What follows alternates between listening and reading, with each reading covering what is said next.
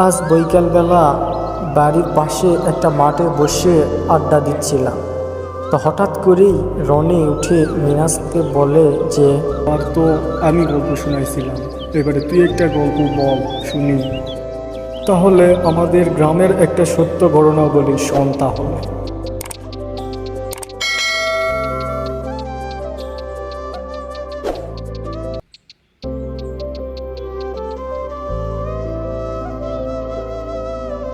আমাদের গ্রামে শান্তিপূর্ণ পরিবেশে বাস করত একটি পরিবার।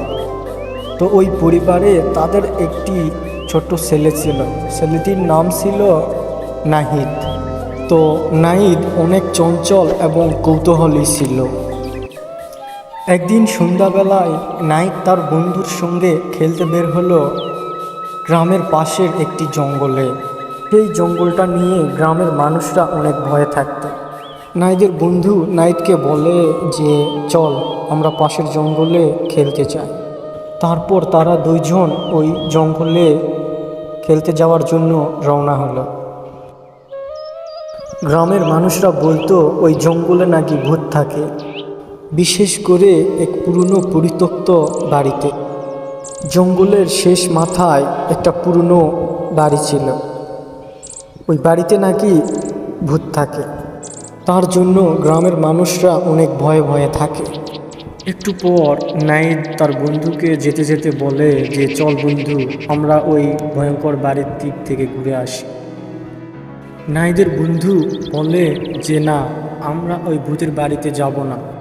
তারপর নাহিদ বলে যে, এই বন্ধু এরকম করিস কেন, চল না ওই বাড়ি একবার দেখে আসি, চল না। না, যাব না, তুই যদি ওই বাড়িতে যাস তাহলে আমি এখান থেকে বাড়িতে যাব, আমি ওই বাড়িতে যাব না। তারপর নাহিদ বলে যে, যাব না।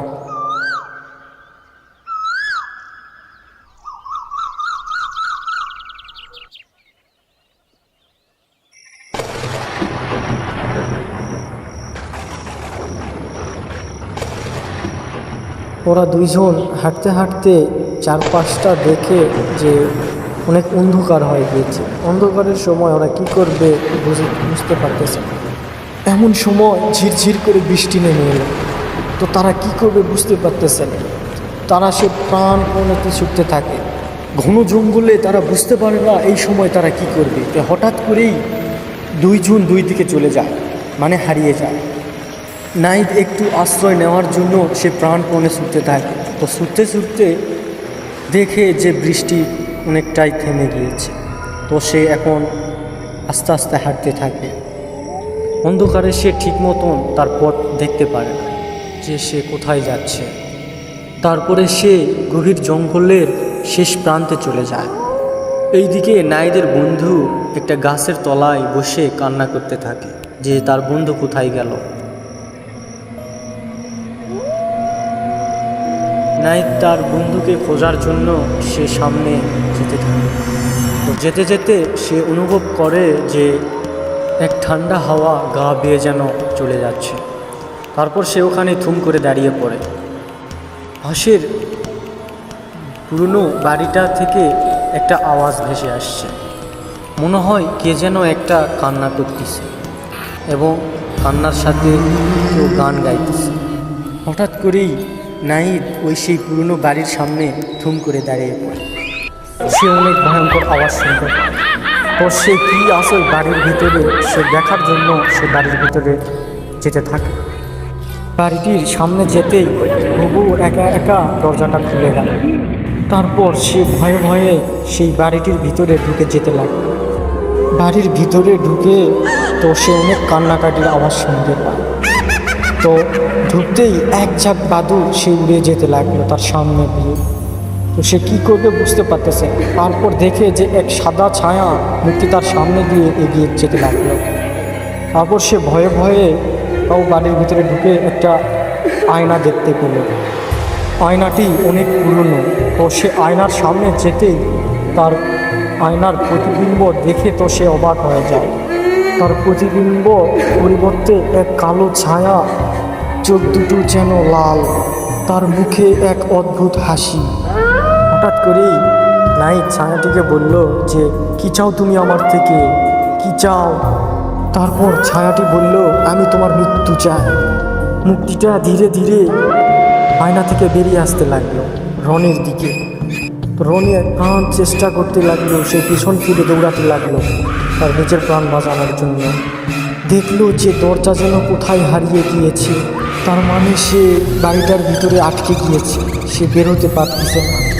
তারপর নাইদের কানে মূর্তিটা ফিসফিস করে বলে যে তুমি এখানে কি করতে আসছো? এখানে যারা আসে তারা কখনো ফিরে যায় না। রনি এইবার বুঝলো যে সে সত্যিই বিপদে পড়েছে। সে বারবার বাঁচার উপায় খুঁজতে লাগলো। তোমাকে বাঁচাতে পারে একটা উপায়। উপায়টা হলো যে তোমার সাহস আর মনোবল দিয়ে তুমি ওই ভূতকে পরাস্ত করতে পারবে। মনে রেখো, ভূত তোমার ভয়কে নিজের শক্তি বানায়। তুমি যদি ভয় পাও তাহলে সে আরো শক্তিশালী হয়ে যাবে। তুমি যদি ভয়ের সামনে দাঁড়িয়ে লড়াই করতে পারো তাহলে জিততে পারো। তবেই সে তোমার ক্ষতি করতে পারবে না। এই কথা বলে বৃদ্ধ লোকটি চলে যায়। তারপর নাইদ ওই মূর্তিটির সামনে দাঁড়িয়ে যায়। নাইদের গায়ের যত শক্তি একত্র করে ভূতটির সামনে গিয়ে বলে যে তুমি আমার কিচ্ছু করতে পারবে না, আমি তোমাকে দেখে আর ভয় পাই না, আর পাবো না। মুহূর্তের মধ্যে কোথায় যেন মূর্তিটি হাওয়ায় মিলিয়ে গেল। নাইদ হাঁপাতে হাঁপাতে দেখলো যে দরজা তার সামনে চলে এসেছে। দরজা দিয়ে সে তাড়াতাড়ি বাইরে চলে গেল।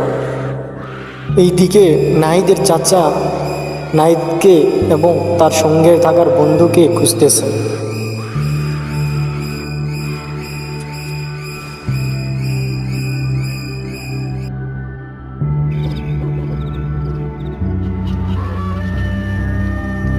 নাইদ, নাইদ, মিনাজ, মিনাজ, কোথায় গেলি? নাইদ, নাইদ, কোথায় গেলি বাবা? তার চাচা ডাকতে ডাকতে মিনাজকে দেখে যে একটি গাছের তলায় দাঁড়িয়ে কান্না করতেছে। কি রে বাবা, নাইদ কোথায়? নাইদ, নাইদ দেখিসনি? নাইদ কোথায় গেল? একটু পর মিনহাজ বলে যে চাচা, আমরা দুইজন একসাথেই ছিলাম, হঠাৎ আকাশ খারাপ হওয়ায় এবং বৃষ্টি হওয়ায় আমরা অন্য দিকে চলে যাই।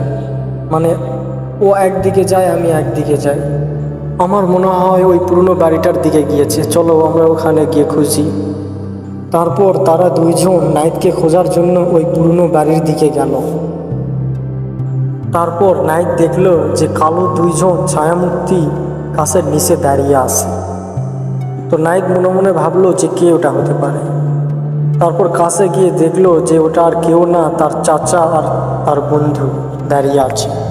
তারপর তারা তিনজন বাড়িতে চলে আসে। তো গাইস, গল্পটি যদি ভালো লেগে থাকে তাহলে অবশ্যই লাইক, কমেন্ট, শেয়ার এবং চ্যানেলটি সাবস্ক্রাইব করবেন। ধন্যবাদ সবাইকে। আল্লাহ হাফেজ। দেখা হচ্ছে পরের একটি ভিডিওতে।